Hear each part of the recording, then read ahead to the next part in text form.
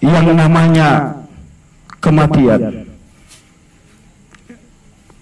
Kalau kita kemudian sejenak bertafakur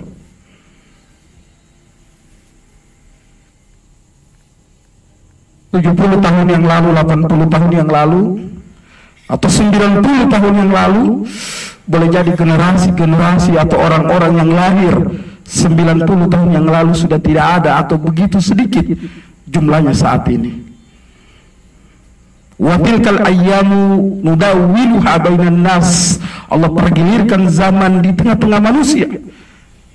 Dipergilirkan zaman ini, ada yang lahir, ada yang pergi. Orang-orang yang hidup 90 tahun yang lalu, ternyata di 90 tahun yang saat ini sudah tidak ada lagi. Kita ini hanya putaran-putaran waktu yang kemudian terus berputar, kemudian kita meninggalkan kehidupan dunia ini. Hadirin yang dimuliakan Allah, maka ketika kemudian kita menghadiri takziah, ada dua hal yang kemudian, pertama, takziah itu sendiri berkaitan tentang menghibur aza dengan menyampaikan kebaikan-kebaikan bagi orang-orang yang telah meninggalkan kita, wabil khusus almarhumah yang telah meninggalkan kita. Sekaligus kita menghibur keluarga yang kemudian ditinggalkan dengan mengingatkan kembali, walanabluwannakum bisyai'in minal khaufi wal ju', bahwa yang namanya hidup ini pasti kita diuji dengan sedikit rasa takut, dengan sedikit rasa lapar. Wa natsim minal amwal, kita kekurangan harta, diuji dengan kekurangan harta. Wal anfus, bahkan kehilangan jiwa. Ada keluarga yang meninggal, ada keluarga yang dipanggil oleh Allah, itu adalah bagian daripada ujian. Wassamarat, bahkan kekurangan buah-buahan, makanan. Wabashiris sabirin, maka sampaikanlah kabar gembira bagi mereka yang kemudian bersabar. Siapa mereka? Alladzina idza asabathum musibah, mereka yang apabila ditimpa musibah, qalu inna lillahi wa inna ilaihi raji'un. Mereka yang kemudian berkata, inna lillahi wa inna ilaihi raji'un. Sesungguhnya semua ini milik Allah, dan sesungguhnya semua ini akan kembali kepada Allah Subhanahu wa ta'ala. Berarti apa? Semuanya ini hanya titipan. Semua ini hanya sementara. Orang tua yang kita miliki itu hanya sementara di kehidupan dunia ini. Boleh jadi kemudian kita yang meninggalkan beliau, atau beliau yang kemudian meninggalkan kita. Anak-anak yang kita miliki juga titipan sementara. Boleh jadi kemudian kita yang meninggalkan anak-anak kita, dan boleh jadi anak-anak kita yang meninggalkan kita. Istri, suami yang begitu tulus kita cintai, semua adalah titipan.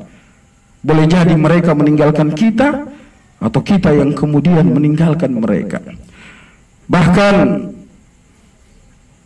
tatkala Jibril kemudian mendatangi Nabi Shallallahu Alaihi Wasallam, beliau kemudian berpesan di dalam sebuah hadis yang diriwayatkan oleh Imam Abu Nuaim dalam kitabnya Hilyatul Auliyah, dan juga diriwayatkan oleh Imam Al-Hakim dalam kitabnya Al-Mustadrak. Atani Jibril alaihissalam, Jibril mendatangi Nabi Shallallahu Alaihi Wasallam kemudian berkata, ya Muhammad, isma syi'ta fa innaka mayyitun. Hai Muhammad, hiduplah sesukamu, niscaya engkau akan menjadi mayit, niscaya engkau akan mengalami yang namanya kematian. Wa ahbib man syi'ta fa innaka mufarrikuhu. Cintailah, sukailah, senangilah apapun yang kamu sukai dari kehidupan dunia ini, tahta, harta, wanita, jabatan, apapun itu, fa innaka mufarrikuhu, niscaya itu kamu akan terpisah dengannya. Wa amal ma syi'ta fa innaka wajziyu bihi, dan berbuatlah sekehendak apa yang kamu inginkan, niscaya kamu akan kemudian mendapatkan balasannya. Di dalam kaidah usul dikatakan, jika ada sebuah perintah khitab itu ditujukan kepada baginda Nabi, diserukan kepada baginda Nabi, dan tidak ada penjelasan bahwa itu adalah kekhususan kepada baginda Nabi, maka seruan itu lebih berlaku lagi kepada umatnya. Sehingga dikatakan hadis ini berkaitan tentang tahdzir, peringatan kepada umat baginda Nabi, kita semua kaum muslimin, isma syi'ta fa'innaka mayyitun, hiduplah sesukamu, niscaya engkau akan mati. Saat ini banyak orang yang kemudian hidup sesuka hatinya, sekehendak hawa nafsunya. Dia tidak memandang mana yang halal, mana yang haram, mana yang dibolehkan oleh Allah, mana yang dilarang oleh Allah. Dia hidup mengikuti hawa nafsu atau keinginannya. Dikatakan isma syi'ta fa'innaka mayyitun, itu merupakan tahdzir, hiduplah sesukamu, silakan, tapi pasti kamu akan mengalami kematian. Wa habib man syi'ta fa'innaka mufarrikuhu, sukailah, senangilah apa yang kamu sukai dari jabatan dunia ini, dari tahta di dunia ini, dari harta yang ada di dunia ini, perkara-perkara apapun, anak, istri, semuanya.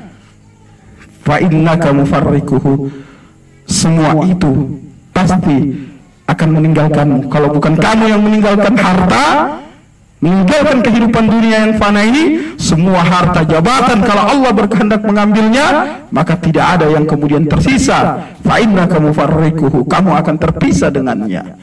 Wa'mal ma'asyita fa innaka wajziyu bihi, berbuatlah sekehendakmu, pasti kamu akan mendapatkan balasannya. Sekecil apapun yang kita lakukan, walaupun hanya sebesar zarah, kalau itu kebaikan, pasti kita akan mendapatkan balasannya. Dan sekecil apapun itu, kalau itu keburukan, pasti juga kita akan kemudian mendapatkan balasannya. Oleh karena itu, sebenarnya kalau kita menyaksikan kematian, peristiwa ada keluarga kita yang dipanggil oleh Allah, tentunya yang pertama adalah kesabaran. Kesabaran yang kemudian harus kita tanamkan di dalam hati kita. Ya. Kesabaran. Mungkin di antara kita belum pernah ada yang diuji dengan diambil keluarganya secara bersamaan dalam rentetan waktu yang tidak lama.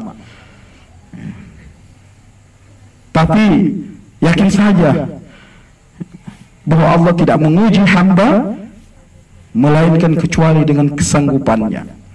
Maka yang diperlukan pertama, kesabaran ketika kemudian kita diuji, tatkala ada keluarga kita yang dipanggil oleh Allah. Kemudian yang kedua adalah kita yang masih hidup, mengambil pelajaran daripada keluarga-keluarga, kerabat, rekan tetangga kita, orang-orang yang kita saksikan bersama kita kemudian dipanggil oleh Allah. Pelajaran apa yang kemudian harus kita petik? Sesungguhnya kehidupan itu sementara sekali, singkat sekali, sehingga Sayyidina Ali bin Abi Thalib menyampaikan, akhirat itu hanya cerita. Ketika kita di dunia, kita bercerita tentang akhirat, kita berbicara tentang kematian, kita berbicara tentang kubur, kita berbicara tentang alam barzah, kita berbicara tentang nikmat kubur, azab kubur, kita berbicara yaumil mashhar, kita berbicara tentang yaumil hisab. Itu menjadi cerita ketika kita di dunia. Namun tatkala manusia kemudian meninggal, nyawanya dicabut oleh Allah, terputus napasnya, ruhnya diantar oleh malaikat Allah, kemudian jasadnya dimasukkan ke dalam liang lahat, dikembalikan ruhnya ketika kemudian orang-orang meninggalkannya. Maka disitulah kemudian manusia tersentak dan tersadar bahwa dunia yang menjadi cerita, dunia yang kemudian ibaratnya hanya mimpi yang sekejap beberapa waktu yang kita lalui, tersisa tinggal cerita. Dan yang nyata kemudian kita alami adalah yaumil akhirah, kehidupan akhirat. Aksiru zikrah hazimil ladzati, yakni al-maut. Perbanyaklah kalian mengingat pemutus segala kelezatan dunia, yakni al-maut, yakni kematian. Kelezatan makanan di lidah kita akan terputus dengan tibanya kematian. kelezatan, nikmat, jabatan yang kemudian kita pegang akan terputus manakala kemudian kematian menjemput. Segala hal, keindahan kehidupan dunia, kelezatan, hadhimil ladzati, pemutus segala kelezatan itu harus kemudian kita ingat, yakni al-maut, kematian. Allah kemudian memperingatkan kita, alladzi khalaqal mauta wal haya liyabluwakum ayyukum ahsanu amala wa huwal azizul ghafur. Dialah Allah yang menciptakan kematian, al-maut wal haya, dan kehidupan, liyabluwakum, untuk menguji di antara kita semua, di antara manusia, ayyukum, siapa di antara kalian, ahsanu amala, yang benar-benar baik amalnya. Dan Allah itu Azizul Ghafur, maha perkasa lagi maha pengampun.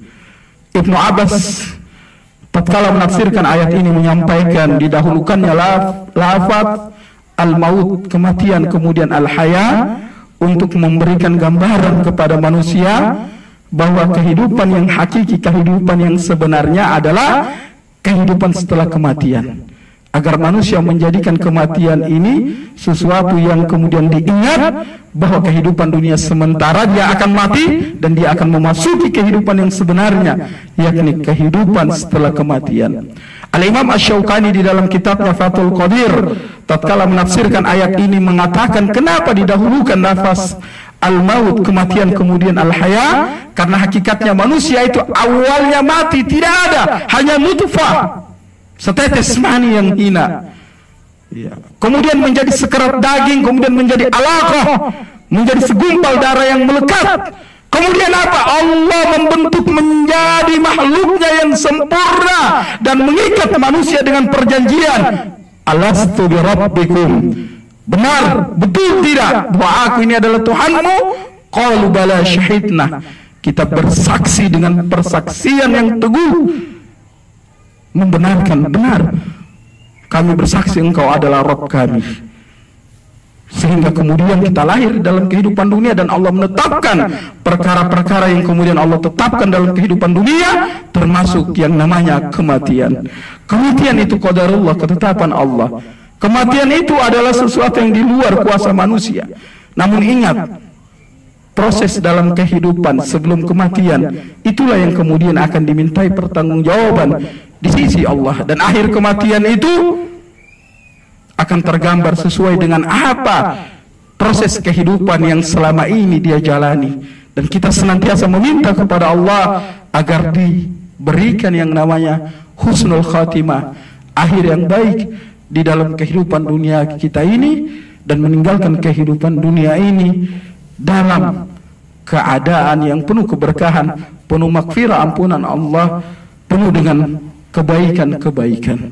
Kemudian dikatakan liyabluwakum ayyukum ahsanu amal, untuk menguji di antara manusia, ada hidup, ada mati, meninggal, mati, kemudian dihidupkan dalam kehidupan yang hakiki, yang sebenarnya. Dan kehidupan dunia adalah kehidupan yang semu. Kenapa ini kemudian Allah adakan liyabluwakum, untuk menguji di antara kalian ayyukum ahsanu amal, siapa yang lebih baik amalnya. Allah tidak mengatakan siapa yang lebih banyak amalnya, karena amalan yang banyak belum tentu amalan itu diterima di sisi Allah. Ahsanu amal, amal yang baik. Al-Imam Fudail bin Iyad memberikan syarah penjelasan dan memberikan gambaran tentang ahsanu amal. Apa yang dimaksud dengan amal yang baik itu adalah amalan yang dibangun atas dasar nawaitu ikhlas, mencari keridhaan Allah. Kemudian yang kedua adalah amalan yang sawab. Apa itu yang sawab? Amalan yang benar yang mengikuti ittiba kepada baginda Rasulullah SAW, yakni mengikuti syariah, mengikuti aturan yang kemudian Allah turunkan, yang disampaikan oleh baginda Nabi SAW. Amalan yang baik, nawaitunya ikhlas. Kemudian yang kedua, sesuai dengan syariah Allah. Salat subuh, ikhlas untuk mencari keridhaan Allah, tapi salat subuhnya 4 rakaat, tidak sesuai dengan ittiba kepada baginda Nabi sallallahu alaihi wasallam. Berpakaian nawaitunya ikhlas, mencari keridhaan Allah, tapi tata cara berpakaian tidak ittiba dengan hadis, dengan ajaran Nabi, menutup aurat secara sempurna, maka itu juga tidak bisa dikategorikan sebagai ahsanu amal, amalan yang kemudian dikategorikan sebagai amalan yang baik. Oleh karena itu manusia sejak dia bangun tidur hingga dia tidur kembali, seluruh aktivitasnya terikat dengan syariah, terikat dengan perintah-perintah Allah, terikat dengan larangan-larangan Allah. Coba lihat aktivitas kita semua, dan para ulama sudah memberikan penjelasan bahwa perbuatan manusia tidak lepas dari yang namanya ahkamul khamsah, 5 hukum. Kalau bukan yang dia lakukan itu sesuatu yang wajib, boleh jadi yang dia lakukan itu sesuatu yang sunnah. Kalau bukan wajib sunnah, boleh jadi sesuatu yang mubah. Kalau bukan wajib sunnah mubah, boleh jadi sesuatu itu yang makruh. Kalau bukan wajib sunnah mubah makruh, boleh jadi itu sesuatu yang haram. 5 hukum perbuatan kita, tidak ada yang keluar dari ini. Bagi seorang muslim, maka dia akan mengerjakan yang wajib dan tidak pernah meninggalkan yang wajib. Kemudian dia berikhtiar semaksimal mungkin melaksanakan perkara-perkara yang sunnah. Kemudian dia mengurangi perkara-perkara yang mubah, dikurangi perkara-perkara yang mubah. Kemudian dia meninggalkan perkara-perkara yang makruh, dan kemudian dia sama sekali tidak pernah melakukan perkara-perkara yang diharamkan oleh Allah. Inilah kaidah-kaidah dalam beramal. Laksanakan yang wajib, jangan pernah tinggalkan. Maksimalkan yang sunnah, kurangi yang mubah, tinggalkan yang makruh, dan jangan pernah melakukan perkara-perkara yang diharamkan oleh Allah. Inilah penafsiran dan penjelasan para ulama tatkala menafsirkan ayat terkait tentang alladzi khalaqal mauta wal hayata liyabluwakum ayyukum ahsanu amal wa huwal azizul ghafur. Ditutup bahwa sesungguhnya Allah itu maha perkasa dan Allah itu maha pengampun. Para ulama memberikan penjelasan, Syekh As-Sa'adi memberikan penjelasan, Al-Aziz menunjukkan keperkasaan Allah. Artinya apa? Ini memberikan semacam ancaman kepada kita agar berhati-hati dalam kehidupan dunia. Tetapi sekaligus Allah itu maha pengampun. Artinya apa? Kalau kita ingin rujuk ilal haq, kembali kepada kebenaran, kembali kepada kebaikan, taubatan nasuha, ingin memperbaiki diri, sesungguhnya Allah itu maha pengampun. Segenap keluarga, para tamu undangan ma'asyiral muslimin wal muslimat yang dimuliakan oleh Allah Subhanahu wa taala, sebagai sebuah kesimpulan pada malam yang ketiga ini kita berkumpul di tempat ini, insyaallah mudah-mudahan mendapatkan keberkahan di sisi Allah. Segala doa yang kemudian kita tujukan kepada almarhumah disampaikan, diijabah oleh Allah Subhanahu wa taala, menjadi asbab kemudian dilapangkan kuburnya, dimudahkan segala urusannya, dan diberikan maghfirah, ampunan, dan diberikan rahmat oleh Allah Subhanahu wa taala.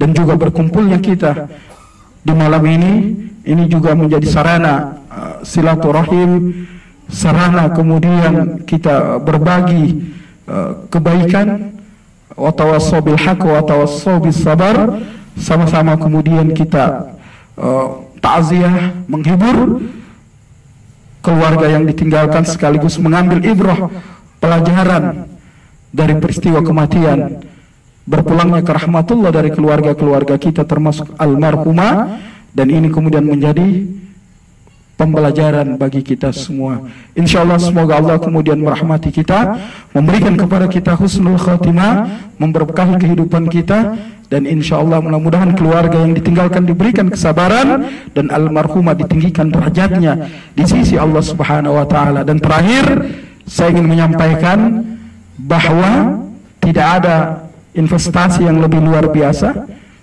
dari seorang orang tua kepada generasi keturunannya kecuali investasi dia mendapatkan keturunan-keturunan yang soleh-soleha yang senantiasa mendoakannya. Idza mata'al insan in qata'a amaluhu, jika seorang hamba meninggal terputus seluruh amalnya, illa min salasatin, kecuali dalam 3 perkara, yang salah satunya min shadaqatin jariyah, sedekah jariyah. Al-Imam An-Nawawi dalam kitabnya Syarah Sahih Muslim memberikan penjelasan sedekah jariyah bermakna wakaf. Kenapa wakaf?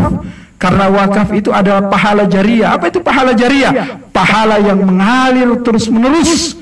Walaupun kehidupan dunia telah kita tinggalkan, ada harta yang kita wakafkan, maka pahalanya akan mengalir terus-menerus. Ingat, harta itu bisa menjadi fitnah. Ustaz Abu Hakim kaya, banyak harta, banyak tanah, tapi bisa jadi menjadi fitnah bagi keturunannya.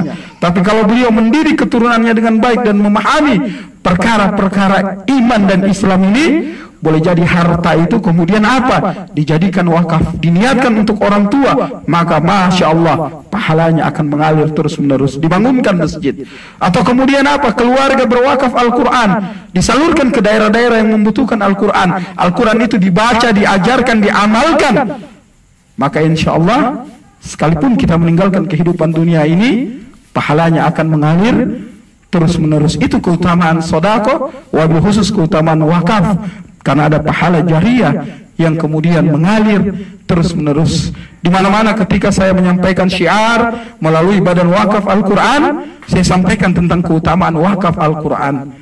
Sederhana wakaf Al-Quran itu, tapi luar biasa kemudian kemanfaatannya bagi daerah wakaf yang membutuhkan Al-Quran dan bagi mereka yang kemudian berwakaf. Kenapa? Harta wakaf itu adalah harta yang kemudian pahalanya panjang, mengalir terus-menerus. Itulah yang dimaksud dengan min sedekatin jariyah, sedekah jariyah yang bermakna kemudian wakaf, karena ada pahala jariyah yang mengalir terus-menerus.